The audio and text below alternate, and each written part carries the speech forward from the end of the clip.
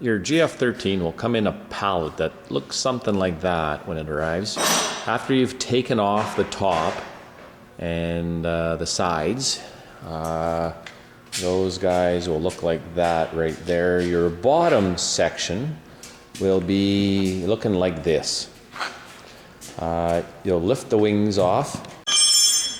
Okay, once you've taken off the frame, the top part, the center section will look like this. We've already taken off the wings and just kind of stood them up over there because those will go on a little bit later. So what you'll need now is a couple tough dudes or a couple somebodies to lift this center section off. Okay, step one would be mounting the boom mount tubes onto the back of your sprayer.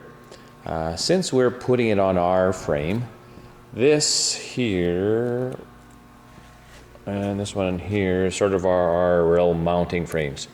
So what you want to do is you want to U-bolt the boom mount tube assembly, which is you can see is this shiny thing here, to the frame.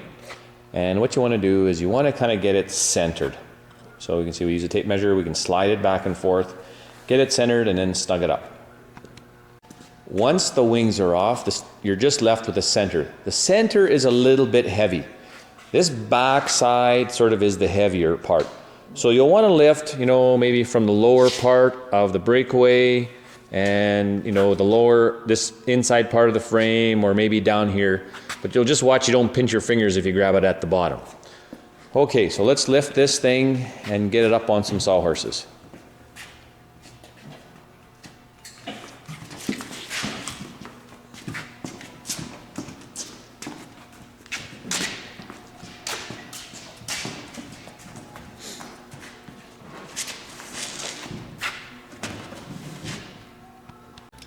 Our next step is to install the caster wheels. Make sure you leave one washer on the caster fork. Slide it up through the pin. Should slide nice and freely. You shouldn't have to force it too much. There we go. Put the spacers back on the top and the washer on the very top, I think. And pin it up and she should spin nice and free. The spacers are for raising the boom.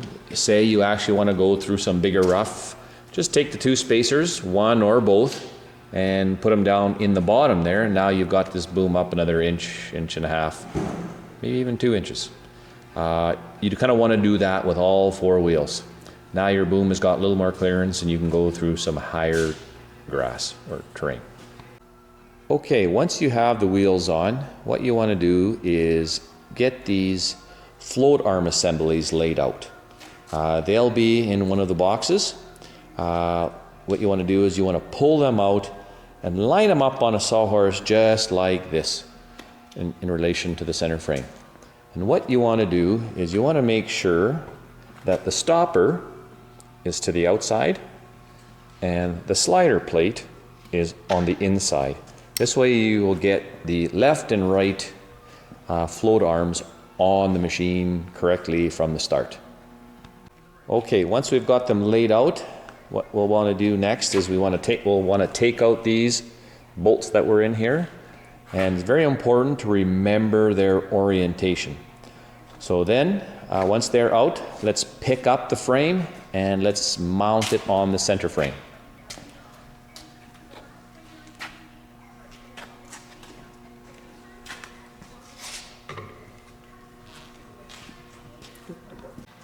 It's very important on this float arm assembly to have the rubber stopper facing out, I guess it's that way, and the two bolts on the top with the heads facing in towards the middle, the same direction as the slider plate, or glider, whatever the heck it's called.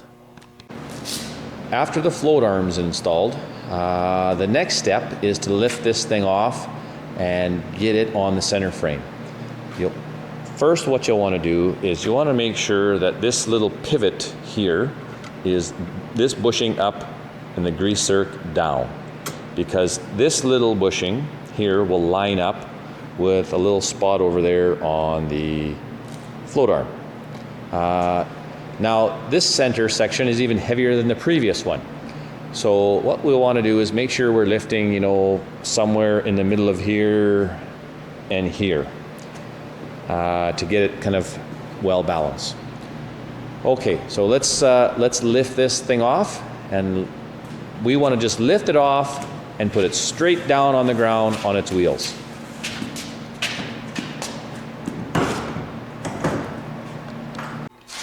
Okay, now that we have it on the ground, it'll be a lot easier to move. Just got to make sure that it's balanced.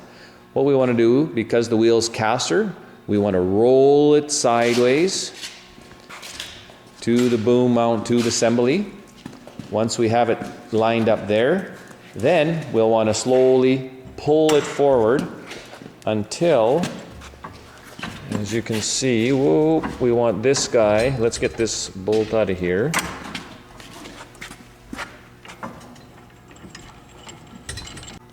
As you roll the machine forward, you want to get the fixed arm pin lined up with the float arm pin, and like I said, make sure this pin is up. Then insert the bolt from the inside out. We do this because sometimes there's fenders and stuff on the inside, and this will give you the most clearance. It should slide in nice and easily. And tighten the bolt up. Actually, don't tighten the bolt, just snug it. After it's snug, you should be able to still spin that bolt in there. Once the center section is installed, what we want to do is level the center boom. To do this, we place a level on the center frame as shown. We want this frame to be level. If anything, the back section can be slightly higher than the front section. To make this adjustment, what we want to do is come up back here and loosen or tighten this bolt, and that should slide the boom back and forth or adjust it. To level the boom, what you want to do is loosen the bolt a little bit. After we loosen it, you know, a couple times, on this side, what we want to do is give the boom a little bit of a shake. And that should kind of wiggle it to kind of a comfortable spot, and now we check the level. To install the wings, the best thing to do would be to take one of the wings and put it on a sawhorse, as you can see here. Next is get one of the wheels that are installed on the caster forks, slide it in up from the bottom. First goes the washer, and then the two spacers, and then finally the pin. Once the pin's in, you should be able to freely spin that wheel. There should be really nothing holding it in place.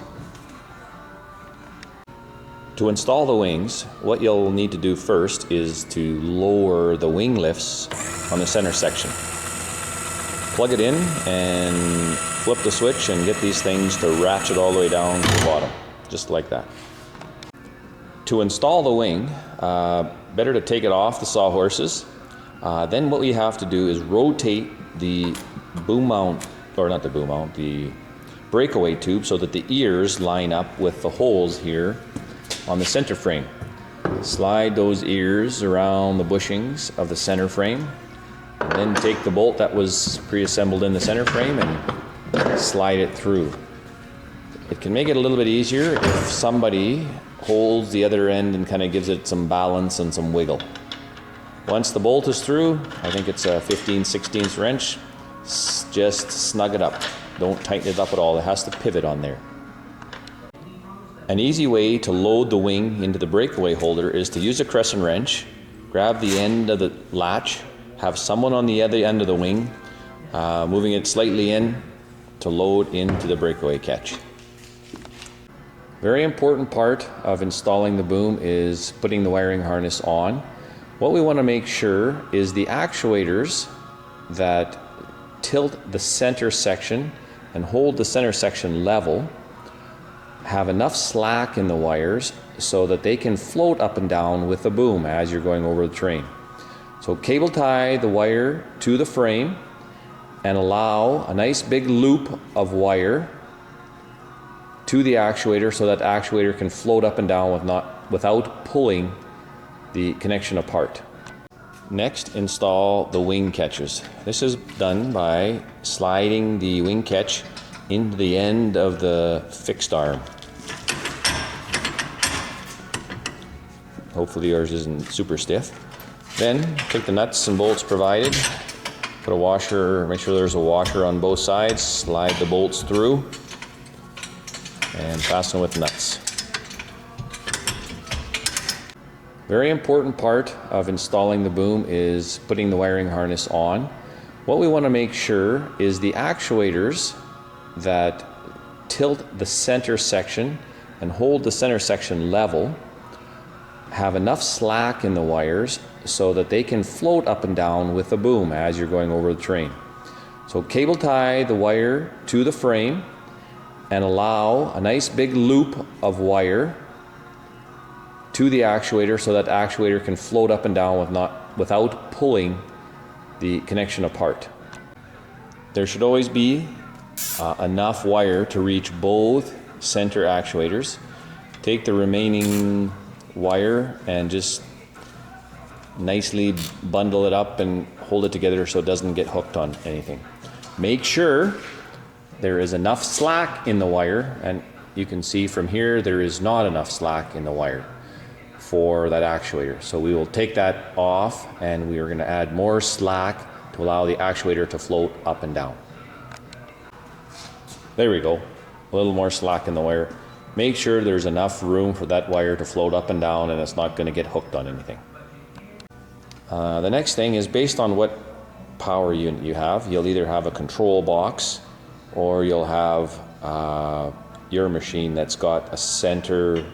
Well, it doesn't have a center. They'll actually have the wing hookups.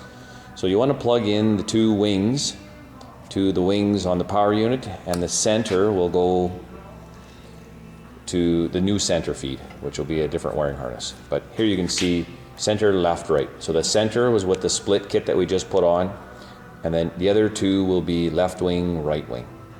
On the center section, there'll be a bundle of hoses, 5 half-inch hoses. These 5 half-inch hoses will eventually get bundled together, and they will all go up and feed the center flow indicator. From there, there are 2 3/4-inch hoses, and each one will feed left wing and right wing. Well, they'll actually plug into the solenoids for the left wing and right wing. There is a separate hose that comes with this. That separate hose will be used to plug into the center section. You'll get a separate hose. This hose one end of it will plug in to the center flow indicator, and the other end will actually go down and feed the solenoids that you have on your power unit. It'll be the center solenoid. It's in the middle or somewhere. What we want to do is kind of pull all those half-inch hoses. The center half-inch hose here will line up and come and hook up to the center flow indicator here. Then the next hose over, that one will come and hook to there. So hook up the rest of the hoses kind of the same way. I'm sure you kind of get the point. Another important thing is we want to make sure that these hoses are not all just hanging, dangling, and clustered up all like this. What we want to do is we want to grab this bundle of hose, squeeze it kind of tight to that center post, and cable tie them real tight to that center post. Probably a good at least 2 locations. This way the weight of the water and the weight of the hoses aren't pulling down on the flow indicator. Okay, once you got them all bundled up, you should have it cable tied. You can put probably a couple cable ties here, another couple cable ties there. Keep those hoses nice and tight to that post. This way the weight doesn't pull down on your flow indicators, and it should extend the life of these bodies here themselves. We want to fold both wings up so that we can check our wing stops that are in the right location, so that the wing catch, it's that little post with the white nylon bushing on the end, will actually come up and rest in the wing catch assembly yoke at the very end there. So fire up one wing and let's fold it all up, and you can see the wing frame will hit the stop. Now we want to fold the center section up, but what we want to look for here is we want to make sure that pin comes down and lands in this yoke.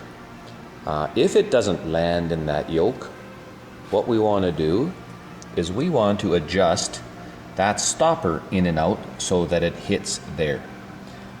The other thing we want to watch is we want to watch our hoses. See how we've got them kind of coiled up. Now that center section is going to float up and down. We want to make sure there's enough slack in the hoses that they don't pull.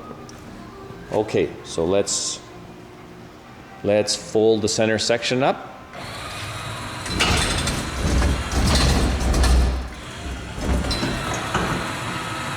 So let's see how close we are. Boom, right in the center. What are the chances the other one is lined up? Son of a gun, pretty good. We're getting near the last steps. What we want to do is we want to take these wheels, and they normally end up like this, but sometimes it's not a bad idea to turn them around.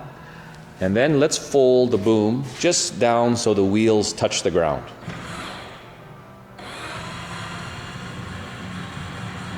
About there.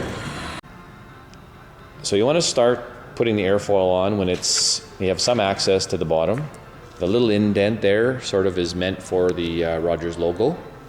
The nuts and bolts will go in like this.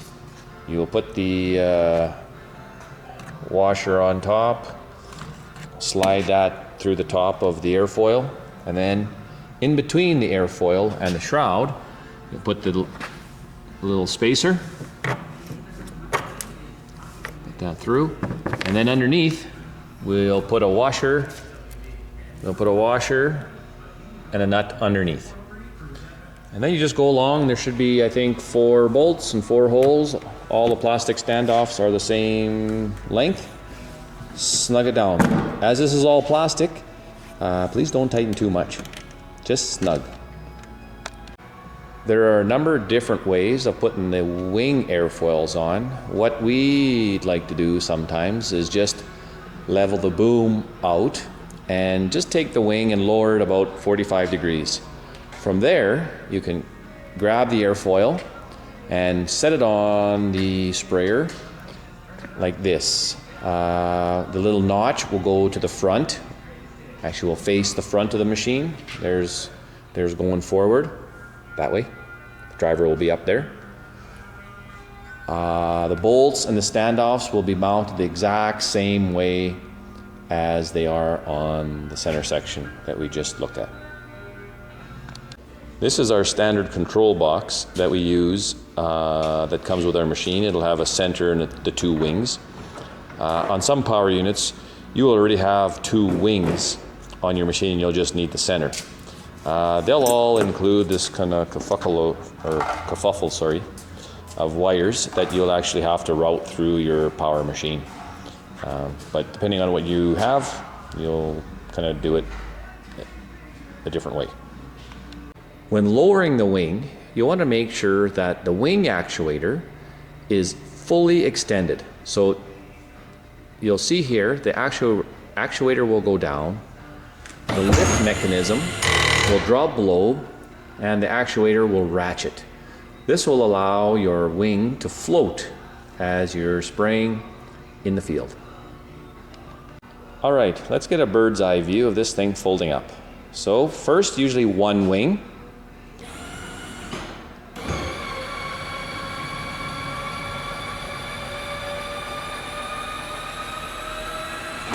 Then the second wing will come up. Try to avoid folding both wings at the same time, as this can be a pretty good load on your battery. Then, once both wings are up, tilt it and fold it forward.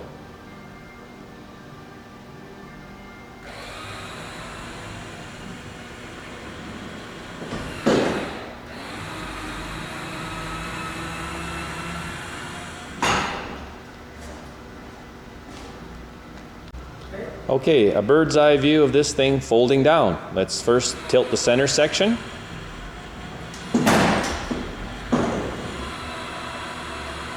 Not sure what happened there. I think one of the casters actually was flipped the other way. But she folded all up. Now each wing. I've seen guys fold both down at the same time, but generally safer folding one wing down at a time.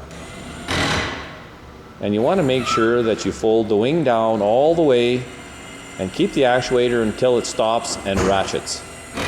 There.